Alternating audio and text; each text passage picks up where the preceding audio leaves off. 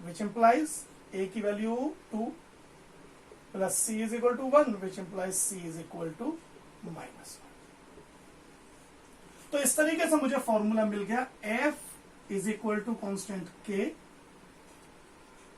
We power 2 yes M power 1 और R power -1 C और F is equal to K M V square upon R. Practically K की value 1 होती है। अगर आप प्रैक्टिकली निकालें एमकेएस सिस्टम में तो के इज इक्वल टू 1 आता है और आप कह सकते हैं F is equal to M V square over R. So dimensionally आप इस तरीके से आप फॉर्मूले को फाइंड आउट कर सकते हैं। समझ रहे हैं आप? चलिए एक और रिलेशन देखते हैं। इसको पॉज करके नोट कर लीजिए। डन? ओके, देखिए एक और देखिए। हम उसी को देखते हैं जो हमने पहले देखा था कि टी जो होता है वही सिंपल पेंडुलम है जिसकी इफेक्टिव लेंथ है L, time period of rotation like this. Time period of rotation मुझे बताया गया कि एक तो लेंथ पर डिपेंड करता है और एक एक्सेलरेशन ड्यू टू ग्रेविटी पर डिपेंड करता है। सही फॉर्मूला फाइंड आउट कीजिए।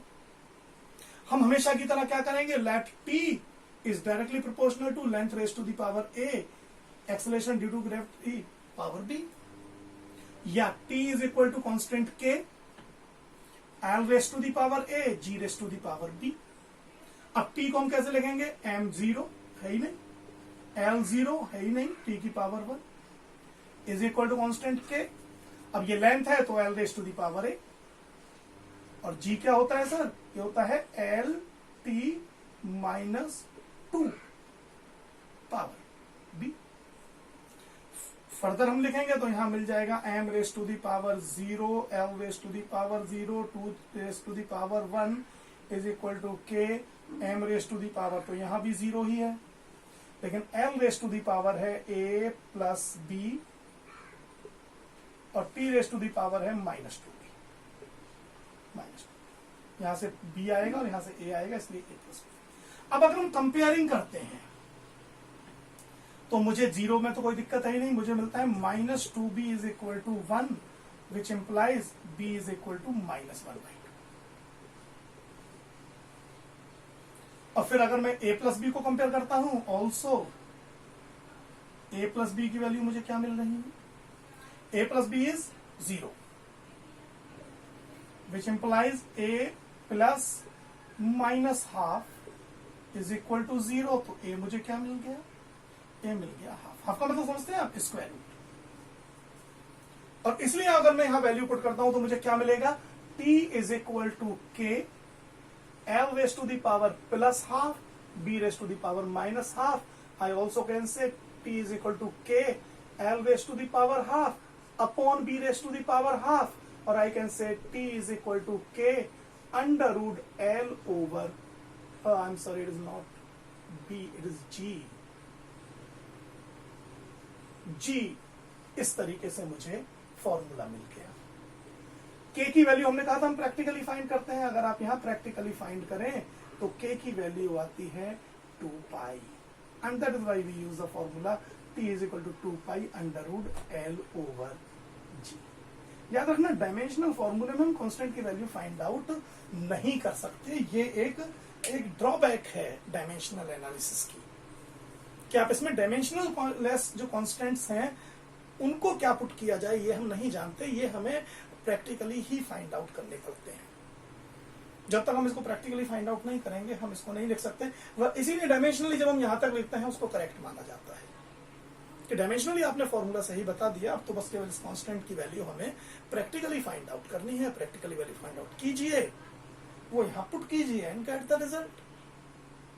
ठीक, तो ये 3 एप्लीकेशन हमारे सामने है। मैं एक और क्वेश्चन आपसे डिस्कस कर रहा हूं जो प्रिंसिपल ऑफ होमोजेनिटी पर है। इस बात पर है कि केवल लाइक क्वांटिटीज को ही आप ऐड या सब्ट्रैक्ट कर सकते हैं।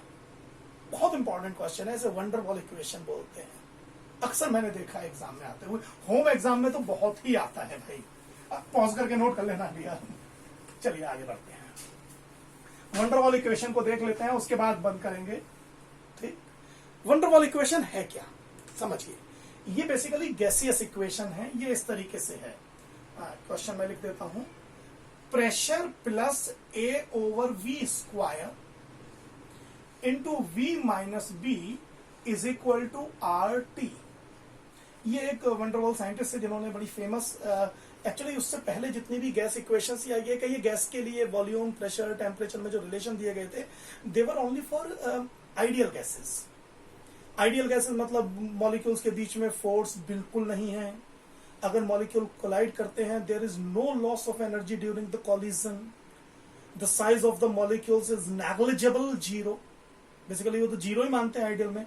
वो मतलब गैस में मॉलिक्यूल्स तो कोई स्पेस ऑक्यूपाई कर ही नहीं रहे हैं, प्रैक्टिकली तो ये नहीं होता। तो प्रैक्टिकली फिर क्या हो सकता है, उसके लिए वंडरवॉल ने इक्वेशन दी थी। यहां ए और बी कांस्टेंट है, पी प्रेशर है, वी वॉल्यूम है, आर को गैस कांस्टेंट बोलते हैं, और T is temperature in kelvin. ठीक, तो यहां हमें पूछा जाता है कि ए और बी की यूनिट डायमेंशन निकालिए जरा। Find dimension of A and B. और इसे सॉल्व करने में कोई रॉकेट साइंस नहीं लगानी है आपको, ये बहुत सिंपल है। हम तो बस ये याद रखेंगे, only like quantities can be added. हम उन्हीं क्वांटिटीज को ऐड कर सकते हैं जिनकी डायमेंशन सेम हो, सब्ट्रैक्ट भी उन्हीं को कर सकते हैं। तो देखिए, ऐसे मुझे इससे पहले वाले रिलेशन से मुझे क्या मिलेगा, according to principle of homogeneity, जो डायमेंशन होनी चाहिए प्रेशर की, वही डायमेंशन होनी चाहिए ए अपॉन वी स्क्वायर की। ठीक है, अच्छा, डायमेंशन ऑफ प्रेशर क्या है? प्रेशर याद करिए, प्रेशर क्या था? फोर्स अपॉन एरिया, और फोर्स था एम एल टी माइनस 2 और एरिया था L2। याद आ गया? डायमेंशन ऑफ ए जो मुझे निकालनी है, अपॉन डायमेंशन ऑफ वॉल्यूम का स्क्वायर। ठीक, डायमेंशन ऑफ ए ये तो मुझे निकालनी ही है, और डायमेंशन ऑफ वॉल्यूम क्या होता है? L क्यूब और उसका स्क्वायर। तो अगर मैं इस और इसको रिलेशन को देखता हूं तो डायमेंशन ऑफ ए निकल जाएगी। कैसे? Dimension of A is equal to, इनको पहले सॉल्व कर लीजिए, तो ये आ जाएगा M L minus 1 T minus 2, और इधर से जो मल्टीप्लाई हो गई cube L power 6, and finally I will get it will be dimension of A M L power 5 और टी पावर माइनस 2। तो इस तरीके से मुझे डायमेंशन ऑफ ए मिल जाएगी। अब ऐसे ही अगर मैं सेकंड वाले से देखता हूं, तो जो डायमेंशन ऑफ बी होनी चाहिए, वही डायमेंशन ऑफ वॉल्यूम भी होनी चाहिए, and it is very easy now. Dimension of B should be, dimension of volume is length cube. ठीक है, तो इस तरीके से हम बड़े आसानी के साथ डायमेंशन ऑफ ए और बी भी निकाल सकते हैं। बड़ा इंपॉर्टेंट क्वेश्चन है sir, examination point of view से बहुत इंपॉर्टेंट आएगा अगर पेपर हुए तो। ठीक, तो इन क्वेश्चंस को आज हमने काफी सारे डिस्कस किए। आप अपनी बुक्स देखिएगा, उस पर उसमें भी काफी ऐसी एक्सरसाइजेस होंगी। पहले डायमेंशनल फॉर्मूले अच्छे से याद करो, फिर ऐसी जितनी भी प्रॉब्लम आपको मैक्सिमम मिल सके उन्हें करिए। अगर कोई प्रॉब्लम आपको नहीं आ रही है उसको डिस्कस कीजिए, कमेंट सेक्शन में डाल दीजिए। चैनल पे अगर आपने वीडियो नहीं मिला हो चैनल, तो मुकेश पालीवाल नाम से है, सर्च कर लेना, उसके कमेंट सेक्शन में डाल देना। वरना व्हाट्सएप ग्रुप तो है ही आप लोगों के पास। ठीक, अगर नहीं है व्हाट्सएप ग्रुप, कई ऐसे भी बच्चे हो सकते हैं जो व्हाट्सएप ग्रुप में नहीं हो, वो चैनल से लेकर के कर लें, सब्सक्राइब कर लें, तो वीडियो पहुंचते रहेंगे आपके पास। इनको पूछिएगा, वहां कमेंट सेक्शन में मेरे से प्रॉब्लम पूछ सकते हैं। ठीक है, व्हाट्सएप भी आप मुझे कर सकते हैं, लेकिन खुद पहले कोशिश कीजिए ज्यादा से ज्यादा। जो अब हम अगला वीडियो जो हम डालने वाले हैं, वो हमारा एरर एनालिसिस पे होगा। उसमें हम सिग्निफिकेंट फिगर्स क्या होती हैं, राउंडिंग ऑफ क्या होती है, एरर एनालिसिस कैसे निकाली जा सकती है ना, उन सब चीजों के बारे में पढ़ेंगे और धीरे धीरे धीरे धीरे आगे बढ़ते जाएंगे। ठीक है, तब तक आप इनकी अच्छे से प्रैक्टिस कीजिए। अगर हो सका मैं भी कुछ क्वेश्चन पोस्ट करने की कोशिश करूंगा, ठीक है, वरना आपके पास बुक्स तो होंगी ही, उन पे कोशिश कीजिए, ठीक है। ऑल द बेस्ट बच्चों, बाय।